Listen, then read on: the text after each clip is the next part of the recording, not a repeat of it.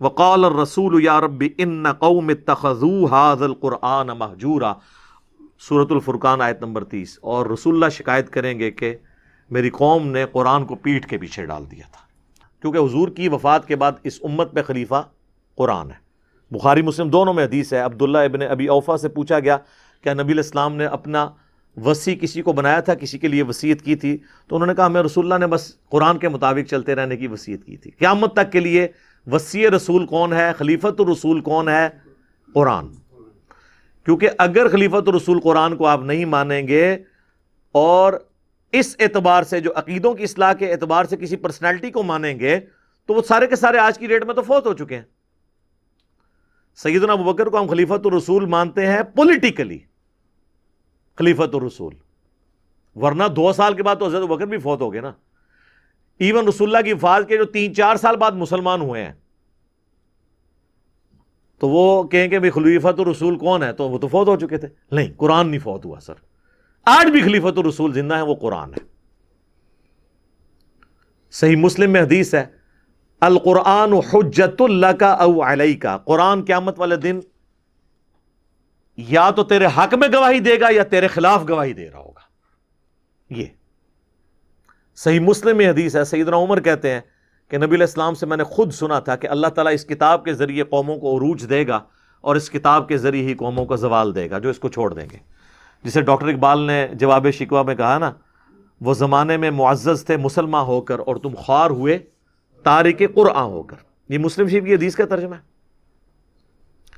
باقی جو صحیح مسلم کی حدیث غدیر خم والی ہے نا جی، میری نظر میں اس روئے ارض پہ جتنی بھی حدیثیں قرآن کی شان میں ہیں نا، ان میں اگر آپ گریڈنگ کریں تو پہلے نمبر پہ جو حدیث ہے نا وہ مسلم شریف کی ہے۔ جو 4 حدیثیں ہیں مسلم میں غدیر خم کی، انٹرنیشنل نمبر کے مطابق 6225 سے لے کر 6228 تک، جو ہم نے اپنے منہج پہ بھی لکھ کے لگائی ہے کہ نبی علیہ السلام نے اپنی وفات سے 2.5 مہینے پہلے حج سے واپسی پر، حجۃ الوداع کے بھی بعد کا یہ خطبہ ہے، اس کو بھی سپرسیڈ کر رہا ہے۔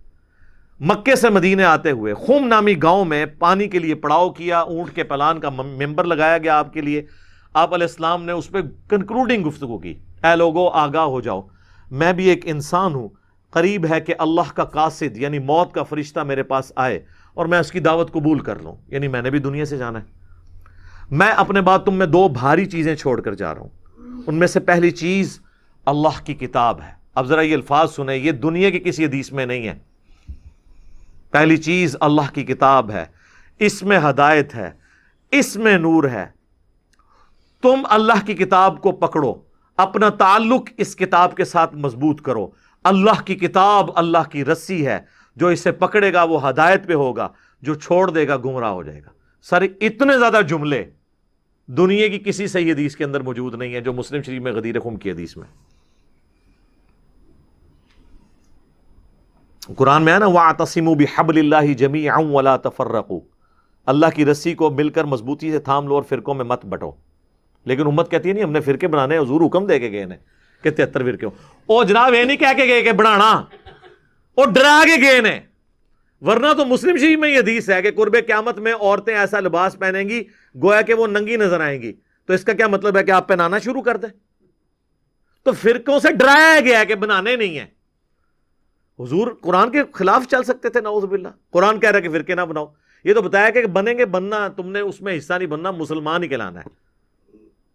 تو یہی تو ہم کہہ رہے ہیں آپ سے کہ مرنے سے پہلے اے مسلمان کر لے اس پہ غور، کتابوں کا خدا اور ہے، بابوں کا خدا اور جب تو غور کرے گا تیرے اندر سے آواز نکلے گی کیا کہ نہ میں وابی نہ میں بابی، میں ہوں مسلم علمی کتابی۔ مسلم بنے۔